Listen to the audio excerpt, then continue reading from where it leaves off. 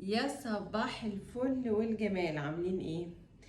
النهارده بقى انا هسلق لحمه. بس انا كان في نفسي ان انا اعمل جلاش باللحمه المفرومه، بس هم قالوا لي لا، احنا عايزين بسله بالجزر. فبسله بالجزر معروفه، تعملي جنبها يا لحمه يا فراخ، بس هي ما بتبقى بشوربه اللحمه بتبقى حلوه. فيلا بينا نسلق اللحمه عشان نطلع معاها احلى شوربه. هي اللحمة معايا اهي بس مجمدة، فيلا بينا نحطها على النار. هنا خلاص المية السخنة سبتها 10 دقايق كده، تعتبر اللحمة غسلتها. هنزل المية بتاعتها واروح حاطة 2 بويلر مية سخنة تانيين، وعليهم الزيت والبصل والحبهان، ومش هحط دلوقتي اي بهارات خالص. اهو ادي بويلر ميه سخنه، هحط 2 مش واحد.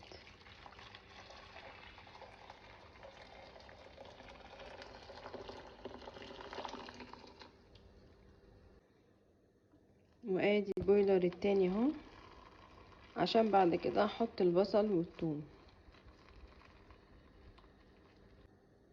وهنا حطيت اهو 3 حبات مستكه وبصلايه و3 فصوص ثوم، وهبتدي بقى ايه اغطي عليها اه. وادي كمان شويه من الزيت عشان اللحمه بقى ايه نسيبها تستوي مع نفسها. والبهارات هحطها بعد ساعة ونص كده. هحط ملح وفلفل وكمون وشوية من القرفة، بتضيع الريحة بتاع اي ريحة اللحمة بتضيعها. بس كده، بس بعد ساعة ونص ولا حاجة كده. معايا حبايتين من الطماطم وبصلاية تمام، ومعايا كيس الخضار المشكل ده هفتحه واغسله. هنا حطيت معلقة من الزيت ونزلت بحبايتين الطماطم والبصلاية بعد ما ضربتهم في الخلاط. اللحمة اتسلقت، فطبعا ايه الاول هشوح الخضار مع الطماطم وبعد كده هنزل بشوربة اللحمة. وادي الخضار بتاعي اهو بعد ما غسلته.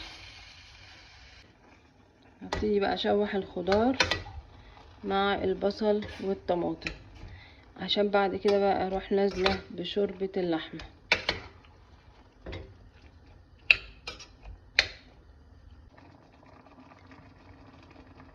ادي الشوربة اهي هنزل بيها، عشان بعد كده هحط البهارات بقى بتاعتي. هسيب بقى الخضار يستوي. الخضار بيستوي، حطيت له معلقة من الصلصة واقلب بقى عشان احط البهارات بتاعتي. وادي ملح وفلفل وشوية من السكر. احلى شوربة لحمة بسلة بالجزر والخضار فظيعة. احلى شوربة لحمة بامانة بجد، يعني تاكلوها فعلا من ايدي. يعني الملح مظبوط، كل حاجة مظبوطة. ندوق بقى البسلة بالجزر، حتى اللحمة سلقاها دايبة، اللي هي مش اللحمة بقى اللي بتشد دي، لا دايبة دايبة خالص. ده بقى بسلة بالجزر والفاصوليا.